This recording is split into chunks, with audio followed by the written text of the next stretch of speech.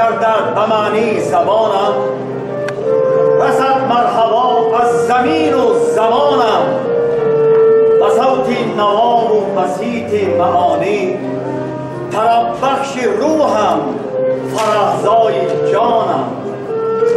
خرد در بها نقد هستی فریستد، گوهرهای رنگین چو زاید زیکانم.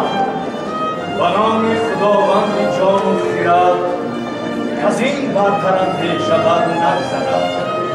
خداوند نام و خداوند جای، خداوند روزی دل و رهنمای.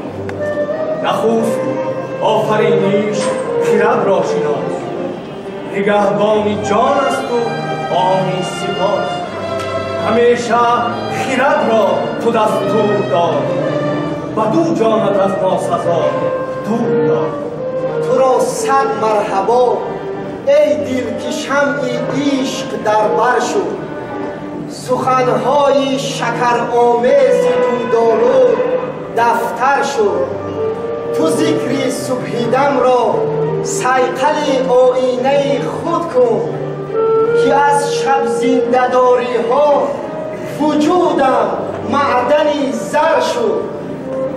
تا باد صبا را به گلستان گذری است، مرغان چمن را برای دل نظری است. ناامید نباید شدن از گردش ایام، هر شام که آید ز پیام سحری است. بنشین نفسی بلبل شوریده که امروز، بنشین نفسی بلبل شوریده که امروز با ناله زاری دل من تا خبری هست. چشمم برای قافله عمر وصال در کوی تو از باد صبا تا خبری هست. در کوی تو از باد صبا تا خبری هست. خوشتر ز کتاب در جهان یاری نیست، در غمکده زمانه غمخوار نیست. هر لحظه از او به گوشه تنهایی صد راحت هست و هرگز آزاری نیست. تا جهان بود از سر آدم فراز، کس نبود از راز دانش بی نیاز.